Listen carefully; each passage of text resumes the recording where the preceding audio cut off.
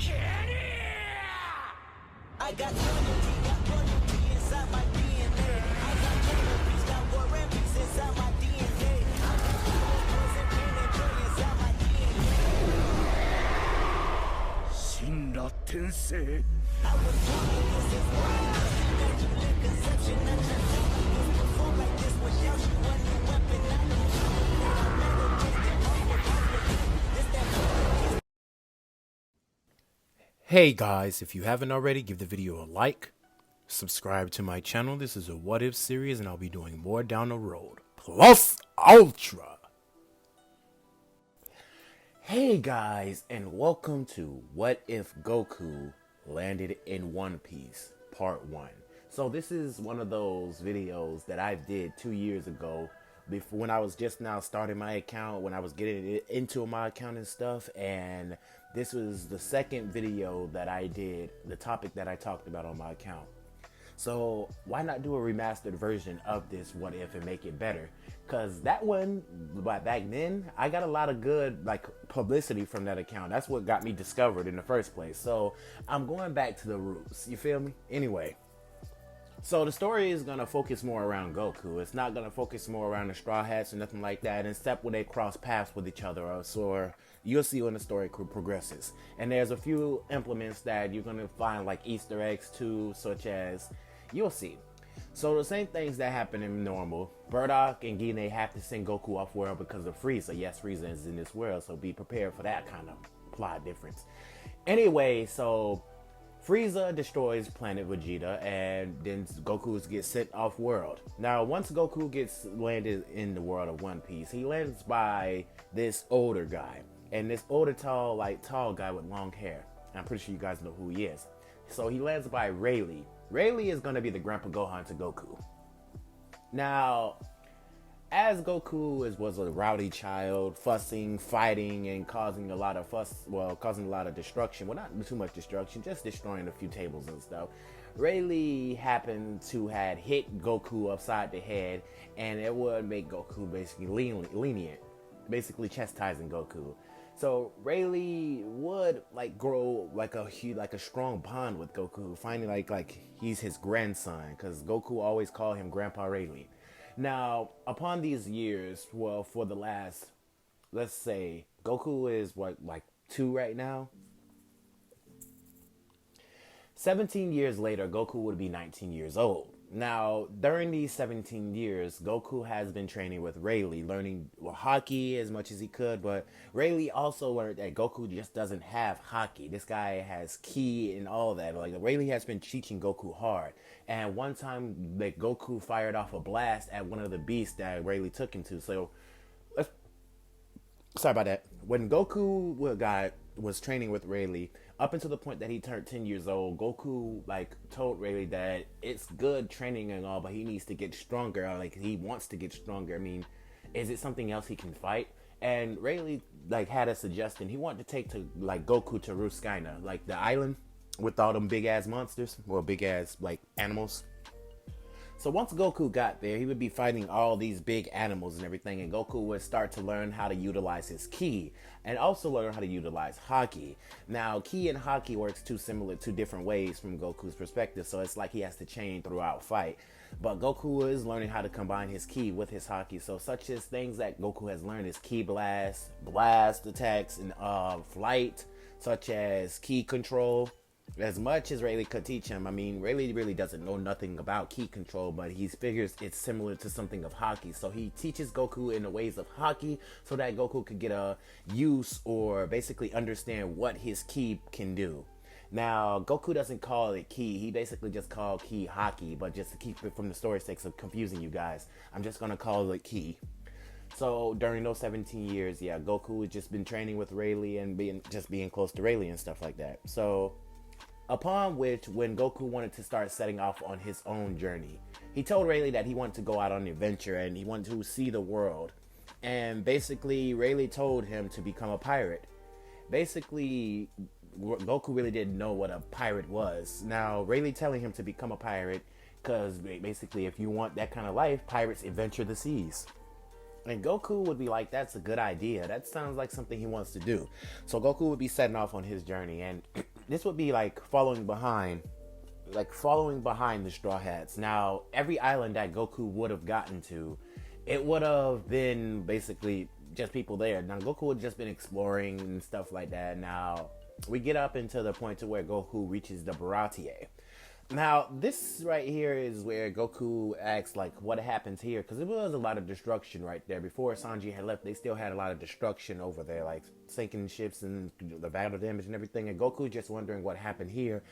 And they would be shocked to see that this guy is up in the air flying. Goku would float down and he would approach the chef that raised Sanji. Now, this is where the chef tells him that if you're looking for that Straw Hat Kid or the blonde boy, he just left. They're gone to start their own crew to become pirates. Goku just asks this one question to him, that are they strong? And he would say, well, he took out that guy over there. And yeah, I would assume that he's strong depending on the amount of damage that he's taken. But anyway, they went in that direction.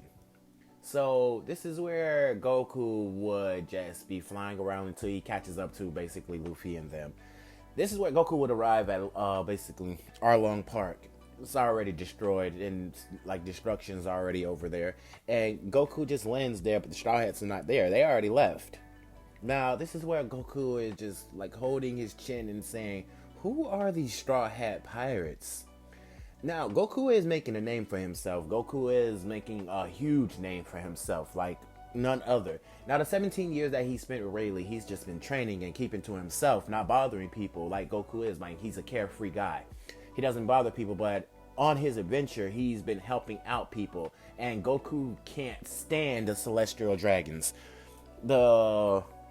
The people who use people as slaves, you get what I mean. The people that scarred Boa Hancock and her sisters, those kind of people. He doesn't stand those kind of people, and he beat up like at least 10 of those people. Like at least 10 of them and killed 2. Like really, Goku really can't stand those. That's his Saiyan nature just kicking in. And when he killed 2 of the Celestial Dragons, they put a bounty on Goku's head, and it was a hefty bounty at that, like more so at like 400 million berries. And Goku wouldn't even stop there. The Marines would be after Goku somewhat too. And Goku already knows Haki. He got a pretty much idea how 3 types of Haki work. And Goku doesn't have the 3rd type of Haki. He doesn't have Conqueror's Haki. Some of you might have said, damn, Goku should have had Conqueror's Haki and everything. No, Goku doesn't have Conqueror's Haki. He doesn't have Conqueror's Haki. He has his own version of Conqueror's Haki. That's where I'm getting at. He doesn't have the Conqueror's Haki that the One Piece world has. He has his own version of it. Something unique that I want Goku to have. But it's still going to be similar to Conqueror's. It's going to be similar to Conqueror's Haki, but he's not born with it, if that makes sense. You know what? I'm just going to give it to him because it'll help the story's sake. I mean, I like blotched over the words and everything because what I was going to do is I was not going to give it to him, but in the story's sake, if you're putting Goku in the One Piece world, it would make sense to give a tier, like a character, that kind of tier of power. It would, but it's also many strong like opponents in there, but if you game it for Goku to be the strongest, which Goku is going to become the strongest, so yeah. I retconned that. I'm sorry about that, you guys, but let's continue on. So Goku does know the 3 types of Haki, like I mentioned. And on his adventures, he would most likely just be flying around, saving people, helping people out, just exploring, learning about people, making friends along his journey. And Goku would have even got into a hand-to-hand fight with Aokiji, like an extreme hand-to-hand fight with Aokiji. Aokiji approached Goku and he told him to come with him nicely. Now, Goku is not listening to this guy because he doesn't know who this guy is, but then Aokiji states that he's a Navy admiral, and Goku then says, I'm not working for you guys. I'm a pirate. And this just makes Goku's case even worse than what it already is because Aokiji just looks at Goku and says, is that right? And shoots a wave of ice at Goku, and Goku just dodges it easily. Then this is where Goku shoots a blast at Aokiji, and Aokiji becomes ice. The blast goes right through his body, but Aokiji just forms right back. Now, this is where Goku would say, oh, so you're one of those Logia-type double fruit users. Well, that's no matter. I got something for that. Goku would then coat his fist in armament Haki and then float down and get into a stance while powering up his ki. You see this blue aura radiating over Goku, and the ground starts to crack, and this is where Goku would say, "Get ready." Now, this is where Goku would rush at Aokiji and punch him directly in the face, like Aokiji spitting out blood. Now, he would be hit with a flurry of multiple attacks. Now, given the fact that you got to give Goku his props, Goku is a prodigy, and Saiyans, all of a sudden, they know how to fight before birth. It's like they're naturally skilled, but they still train, but it's like they're naturally skilled in the arts of fighting. A Saiyan warrior race that's gifted with warriors. Now, Goku learning from Rayleigh and also having his Saiyan nature was proving to be very effective with his fight against Aokiji, even with his hockey training.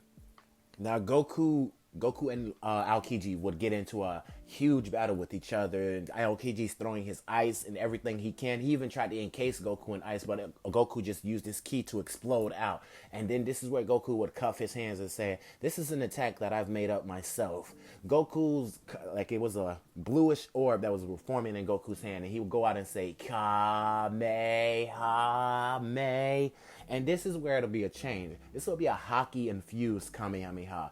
This is where you would see black shocks and the color of the Kamehameha turning like a darker tint of blue. And these black shocks would be radiating over it. And this is where Goku would say, "Be prepared for this. This is one of the attacks that I was working on with my grandpa. It should hurt you a lot." And Goku would shoot the blast at Aokiji. Aokiji is using his ice powers basically to become intangible and dodge that attack. And this is where Goku would say, "Got you." And it would hit Aokiji head on, causing a lot of damage to him. Now, Aokiji would be knocked unconscious, and Goku would use this ploy to escape. He won, but technically all he did was just knock Aokiji unconscious so he could just get out of dodge, because he's not trying to kill the guy. I mean, he doesn't seem he doesn't sense any resentment or malicious intent in this guy.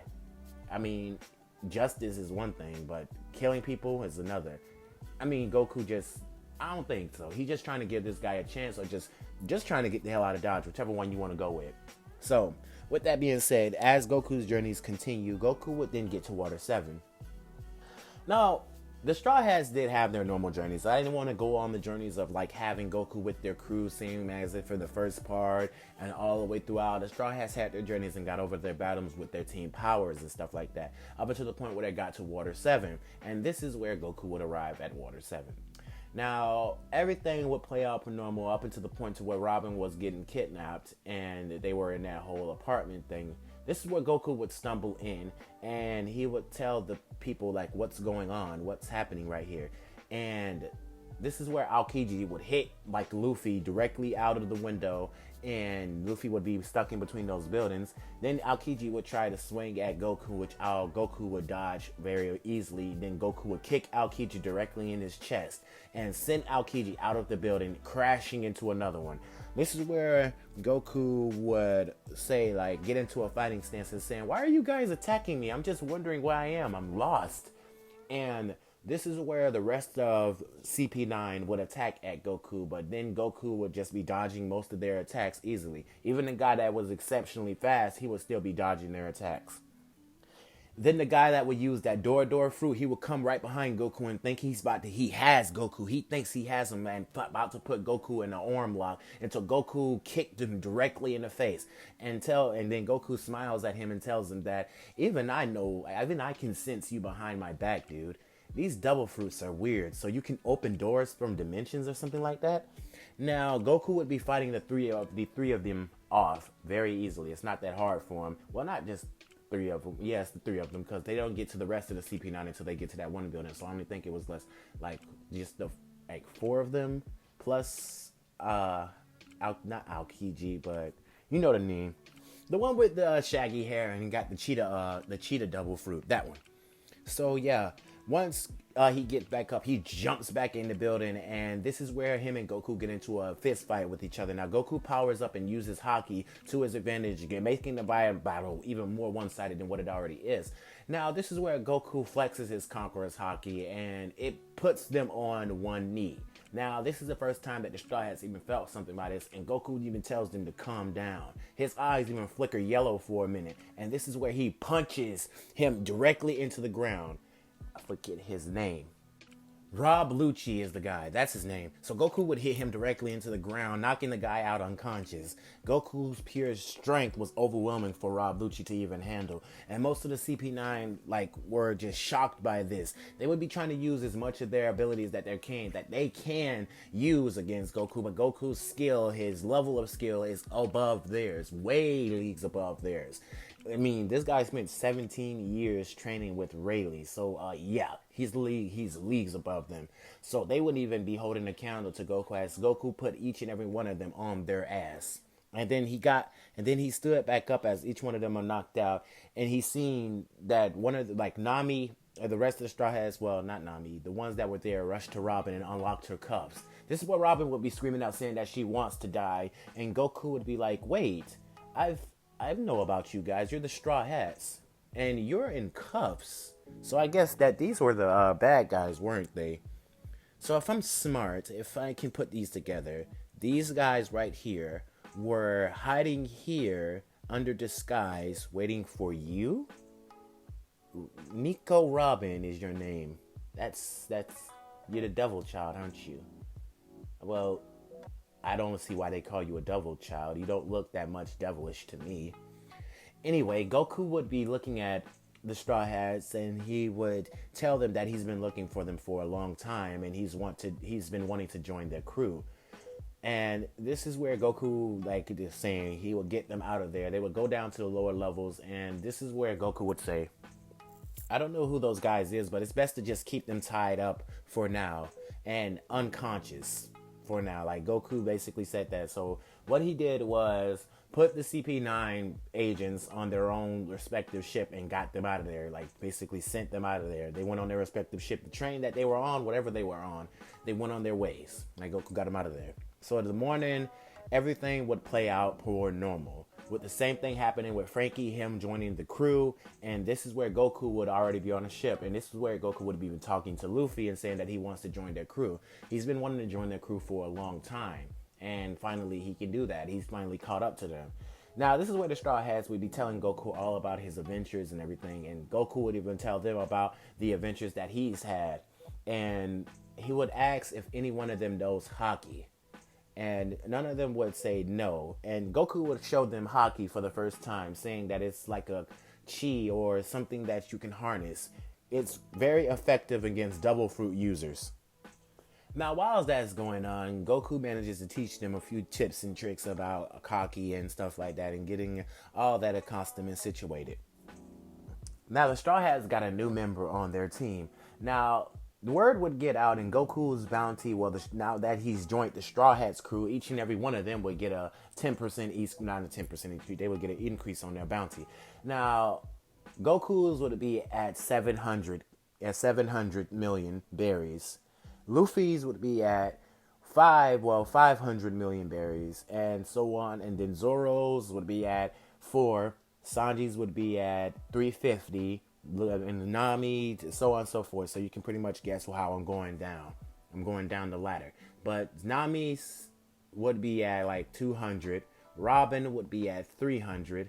And Frankie would be at 100. While Usopp would be at 90 million. Chopper would still be the gag character of the whole thing. And he would be just at he would be just at 50 berries. Just like a gag character, Anyway, so now the Straw Hats crew would get to Thriller Bark, and on that journey it would go very the same way as it started off, with people getting sad, a bunch of gags, people screaming at each other, Nami hitting Goku upside the head for doing stupid things, Goku telling her that hurt, and she's saying she doesn't care, and they're getting real used to Goku and his his calm nature. Now, everything wouldn't play out per normal. With the invisible guy, Goku would have knocked him out cold. Literally knocked him out cold. He would have did that very easily, seeming as if when he snuck up on Robin, when Robin saying something is grabbing him, Goku would have sensed where he was by feeling his ki and his presence, and knock him out cold, and he would be invisible. And this is where Goku would say, if I'm guessing, this guy ate an invisible devil fruit to be a pervert. Sanji would be extremely bitter about this and then start crying. And Goku saying, are you really crying because you wanted that devil fruit to be a pervert? And Sanji would say, yes! He would look at Goku with like an angry face. And Goku would say, okay, that's weird. Anyway, let's continue on. So who is this guy? Is there a bunch of weird like animals on this world? So as everything continues on, the story continues. We'll get Gecko Mordia. I think that's his name. He would raise ores and off of Luffy's DNA, and everything would play out except for the whole thing to where Luffy didn't need to become Nightmare Luffy. He didn't necessarily need to become Nightmare Luffy. Luffy would be using, well, like not utilizing it. He would be using some of the shadows and everything, but Goku would be on the edge, so Luffy wouldn't have to go that far when knowing that he got Goku on his side.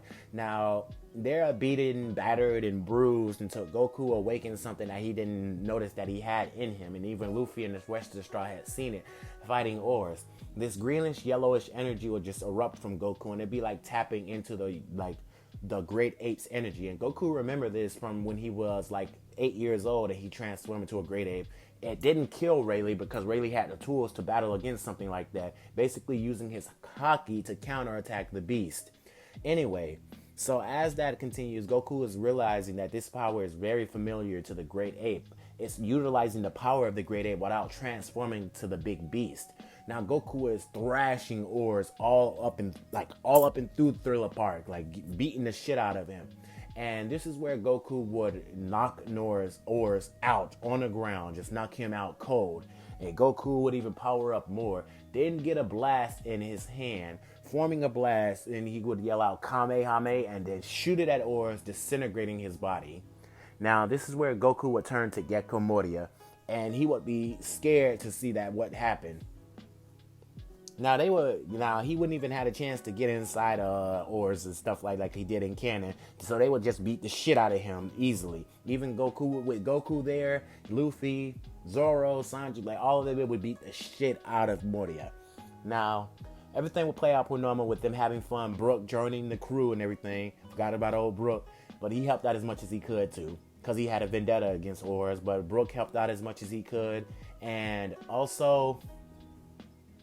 This is when